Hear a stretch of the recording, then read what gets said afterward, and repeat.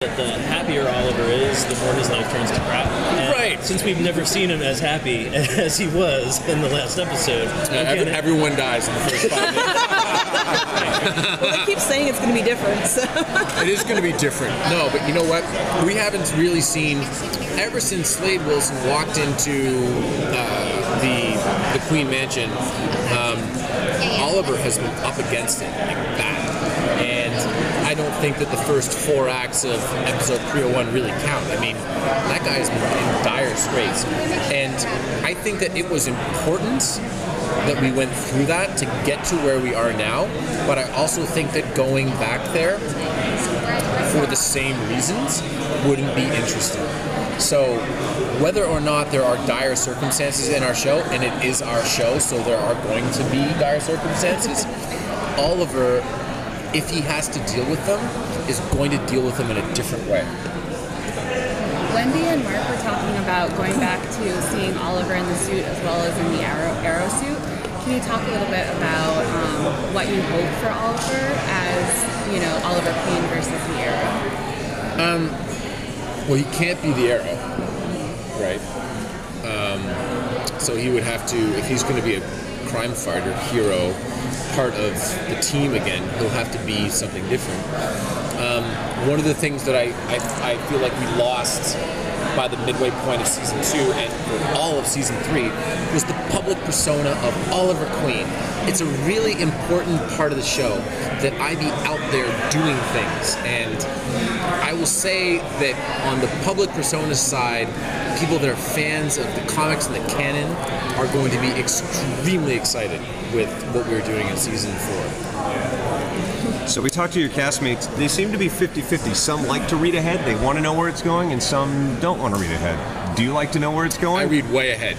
I read way, way ahead. I've usually known what's going to happen. And I don't know if that's what, you know, maybe that might be a factor of people on the cast sometimes come and talk. They may say they don't like to read ahead, but oftentimes people will come and talk to me about things like, what have you heard? I've heard this. And it's very useful for me to be able to tell them, to talk to them. So from that standpoint, it's almost as if it's my responsibility as the title character on the show to read ahead. Awesome. What have you heard? I've read three episodes so far, and all of them seem bigger than our season finale last year. So we're in for some long days and nights. But that's good. There's a nice element of, I know Mark and Wendy probably touched on this, but there's a nice new element of magic, mysticism this year that I think will also tie into Oliver's flashback story, because when it appears on the scene, it is something, as it normally is, that he is familiar with from his time away. So at the end of last season, before Oliver literally, drove off into the sunset, a lot of his relationships with people like Diggle and all that were very strained. Yeah. Like, how is Oliver going to come back into that? Like, what does that mean for what were really strong relationships before? Well, I mean, he's good with Thea. Okay. As long as she's good with herself, I suppose. I know that there will be some issues with Laurel, but I think that we're going to move through those. He's good with Felicity, and there's everything is on the table with Lance. So whether he loves or hates Oliver's other persona, at least there's no bullshitting anymore. And but things with Diggle are bad. They're really bad. And there's certain lines that you can't cross, and when you do, you can't go back.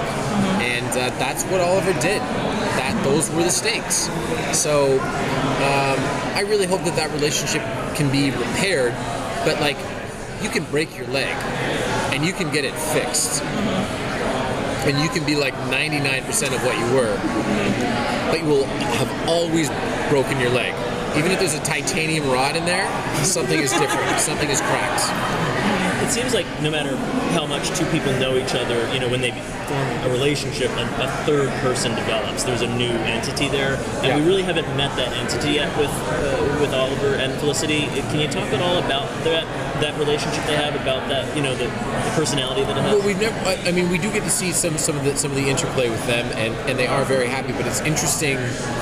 It's interesting who is happier than the other one, who is more at peace than the other one.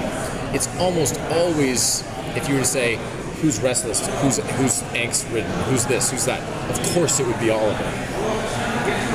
Oliver's totally at peace at the beginning of season 4. I mean, we see that in an emotional sense and in a, I almost feel like a body posture sense, but we also definitely, we see it. This was actually one of my pitches. We have a really cool way of actually physically seeing Oliver removing some of what has happened to him over the past 8 years. So how much is going to affect the new show, like Legends of Tomorrow? I don't know. You know, we have to in the same way that Barry Allen came in for episodes 208 and 209 and then launched out into his own thing. We've got a bunch of characters. We have Sarah. We have Ray Palmer. There's Hawkgirl. There's Captain Cold. There's Firestorm. There's Heatwave. I'm probably missing somebody. Oh, there's Rip Hunter, who's a character that, you know, all this stuff. So we have to build those characters up. Once their show is actually up and running, I don't know how it's going to work at all. I really don't, but I'm excited for it.